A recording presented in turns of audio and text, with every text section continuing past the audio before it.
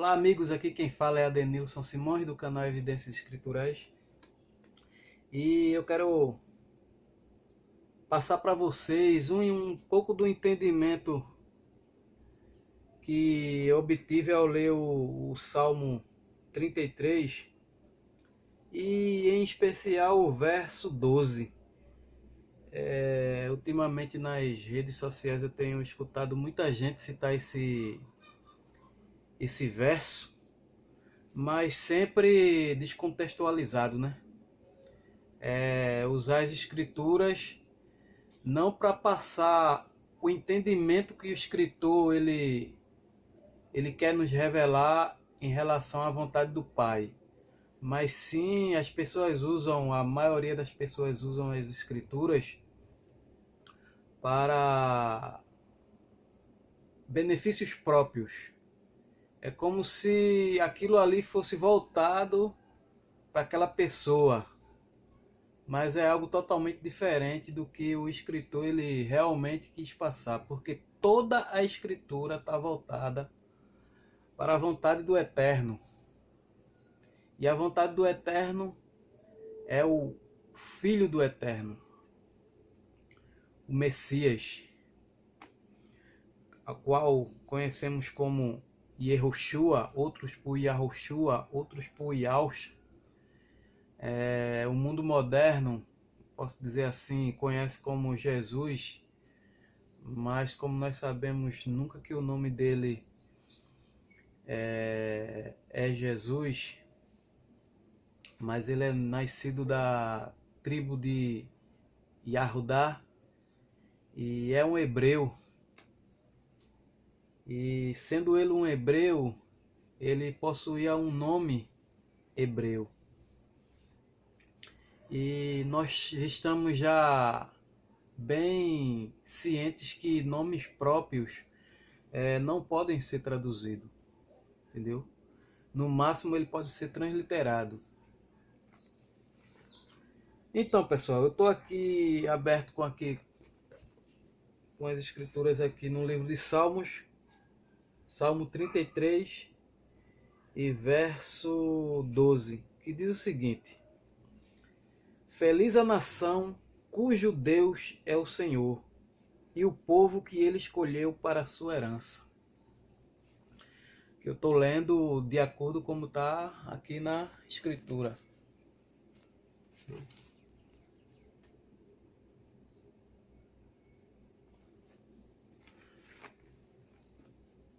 Ou melhor, eu estou lendo como está na Bíblia. Agora vamos ler de acordo como está nas escrituras. Vou dar mais ou menos. Feliz a nação cujo Elohim é o Yod-Heh-Vav-Heh, e o povo que ele escolheu para a sua herança. O que podemos obter desse versículo, que é muitas vezes falado isoladamente, na tentativa de trazer o seu lado? Ou seja, como tipo assim, eu vou usar esse versículo como se fosse para usar para o Brasil.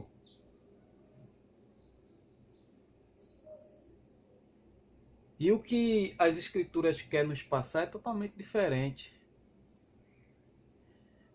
Trazendo para um contexto histórico, todas as nações ali daquela região do Oriente Médio, ou seja, os filisteus, os sírios, os assírios, os egípcios, entre todas aqueles reinos, aqueles povos, existiam divindades. Eles cultuavam certas divindades. Por exemplo, os egípcios cultuavam Horus, os filisteus cultuavam a Dagon, os babilônios cultuavam Marduk, e assim sucessivamente. Eu tenho um livro aqui, na verdade é um dicionário sobre mitologias europeias e orientais, que é bastante rica sobre essa questão. Eu consegui esse dicionário através de um site, se não me engano foi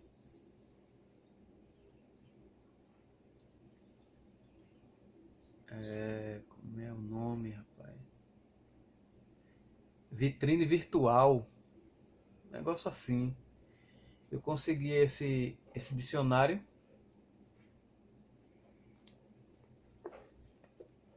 e ele é muito bom. Ele é bastante enriquecedor para quem procura conhecimento.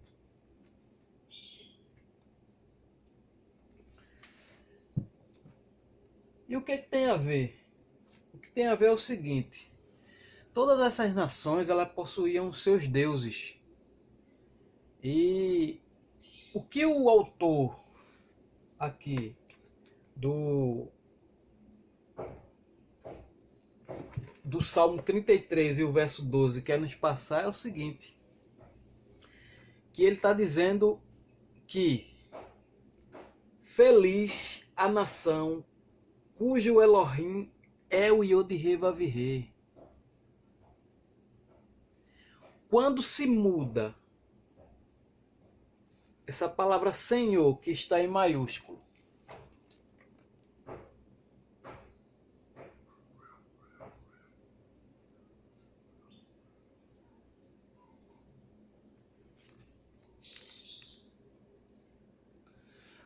quando se muda essa palavra Senhor, que está em maiúsculo, e se acrescenta o que era para estar no devido lugar, que é o nome do Eterno, você pode perceber que muda totalmente o contexto do que o escritor quer nos passar.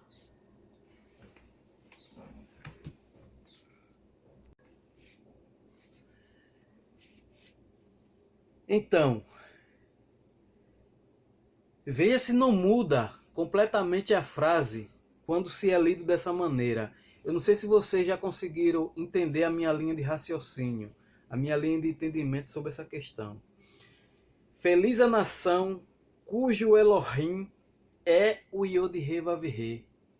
Ou seja, qual era a nação que possuía como o Elohim, como o Deus, o Yod-Heh-Vav-Heh, o Criador dos céus e da terra? Aí é onde é que está o X da questão. Porque a única nação que possuía o Elohim, o Criador dos céus e da terra, como Deus, era a nação do povo de Israel, ou Yahshurum, como alguns conhecem. Era esse povo que possuía. Então o autor, o escritor dessa frase, ele está apontando justamente em contexto com o Deuteronômio capítulo 7, onde Moisés descreve que o Eterno escolheu esse povo para ser o seu Elohim, para ser o seu Deus.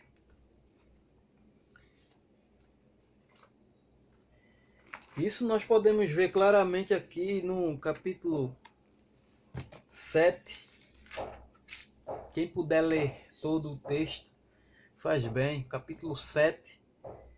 Eu vou ler a partir do versículo 5. Porém, assim lhe farás, assim lhes fareis, derribarei os seus altares, quebrarei as suas colunas, cortarei os seus postes ídolos e queimarei as suas imagens de escultura. Porque tu és povo santo ao Yod-Heh-Vav-Heh, teu Elohim. O Yod-Heh-Vav-Heh, teu Elohim, te escolheu para que lhe fosses o seu povo próprio, de todos os povos que há sobre a terra. Então o escritor, o Moisés, ele está deixando bastante claro que o Eterno, o Yod-Heh-Vav-Heh, Yahweh ou Yahweh, escolheu para ser seu povo, o povo de Israel, como está descrito na história, tanto nas escrituras, como até mesmo na história secular. Existem bastantes evidências disso. E, sendo assim, nos dá uma perspectiva, uma percepção melhor do que o escritor que escreveu o Salmo 33 todo, principalmente o verso 12, que é bastante usado como se as pessoas quisessem trazer a brasa para perto de si, ou seja, para a sua nação. Mas na verdade o escritor não escreveu isso para nação alguma. O escritor está revelando que o Elohim é o Yod-Heh-Vav-Heh, o Elohim da nação cujo ele escolheu. Feliz a nação cujo Elohim é o Yod-Heh-Vav-Heh. Soa totalmente diferente quando se lê dessa maneira. Dá outro significado, dá outro sentido ao texto. Mas por que foi colocado Senhor?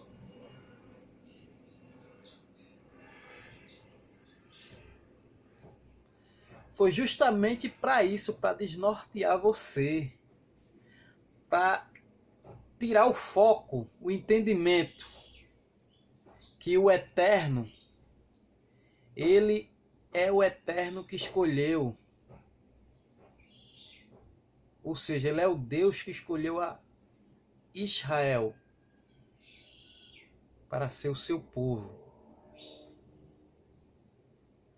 Lendo dessa maneira, feliz a nação cujo Deus é o Senhor, fica vago, fica sem sentido.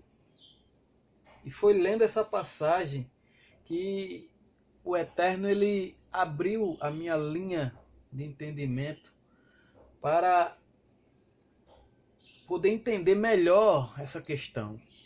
Quando você descobre o verdadeiro nome, quando você descobre que muitas coisas foram manipuladas dentro das Escrituras, você passa a ter outra visão de leitura. Porque o entendimento é outro. Existiam vários deuses, ou mesmo existe vários deuses. Mas trazendo para aquela época, para aquele contexto em que o escritor do Salmo 33 ele está querendo expor,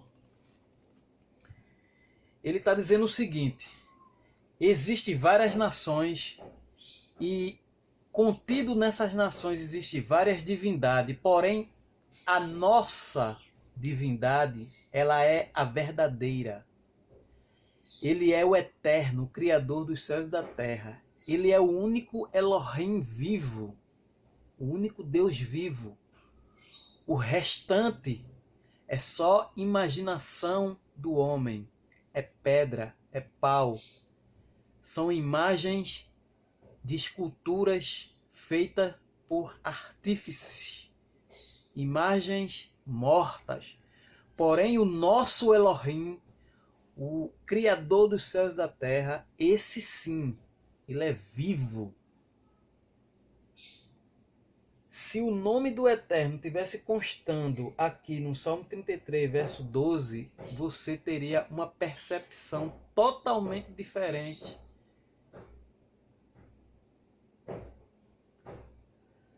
Do que está escrito aqui na Bíblia. Elohim, Deus, pode ser qualquer um. Porém, o diferencial é o nome que na Escritura constam mais de 7.000 vezes e que foram tiradas o nome do Eterno, o tetragrama sagrado Yod-Heh-Vav-Heh, justamente para desnortear, para tirar o foco do entendimento.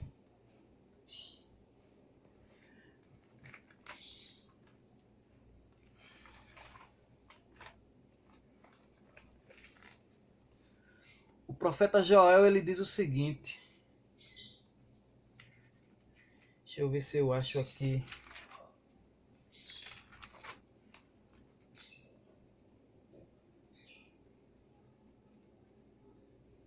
Aqui é tudo feito na hora. Não tem esse negócio de estar...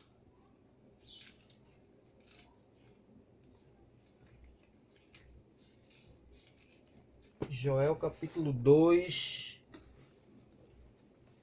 e o verso 32, que diz o seguinte: E acontecerá que todo aquele que invocar o nome do Iod-Rei-Vav-Rei será salvo, porque no Monte Sião e em Jerusalém estarão os que forem salvos, como o Iod-Rei-Vav-Rei prometeu. E entre os sobreviventes, aqueles que o Iod-Rei-Vav-Rei chamar. Essa passagem aqui de Joel está totalmente em conexão com o que Paulo escreveu no livro, na carta aos Romanos,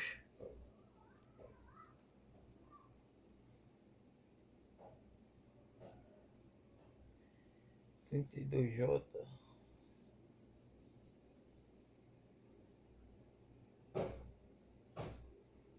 no capítulo 10 e o verso 13.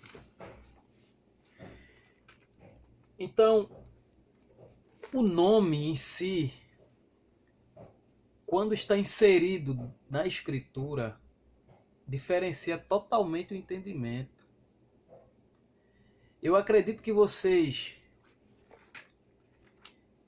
conseguiram entender o que eu quero passar com esse conteúdo.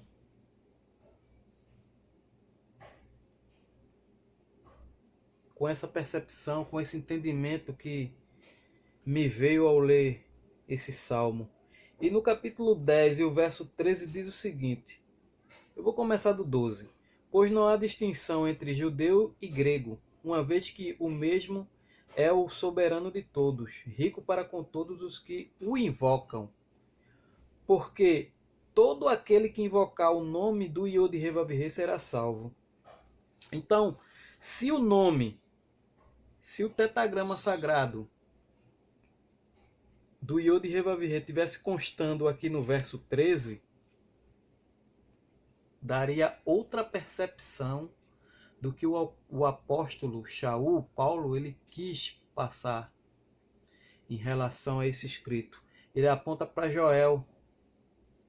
E no livro de Joel consta, nos originais, no que foi escrito pelos profetas, ou pelo escriba fiel ao Iod-Rei-Vav-Rei, constava o nome do Eterno.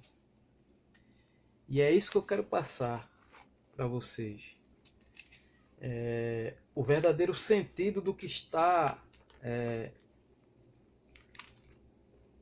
constando no Salmo 33. O que o escritor quer passar é o seguinte: que entre várias nações, a qual possuía os seus deuses, a única nação que possuía o Elohim verdadeiro, o Deus verdadeiro, era e é o povo de Israel, o povo de Yahushurum. Espero ter passado o entendimento. Examinai tudo e retenha o que é bom. Forte abraço. Vou tentar gravar vídeos com mais frequência e postar no canal, ok? Que o Eterno, o Criador dos céus e da terra, o Iod-Rei-Vav-Rei, Yahweh, abra sempre o nosso entendimento. A maior riqueza que um homem pode ter na face da terra é conhecer ao Iod-Rei-Vav-Rei, ao Eterno, ao Criador dos céus e da terra. Não tem ouro, não tem prata, não tem riqueza maior que seja o suficiente para preencher o vazio que existe no homem. Forte abraço a todos e continuamos firmes.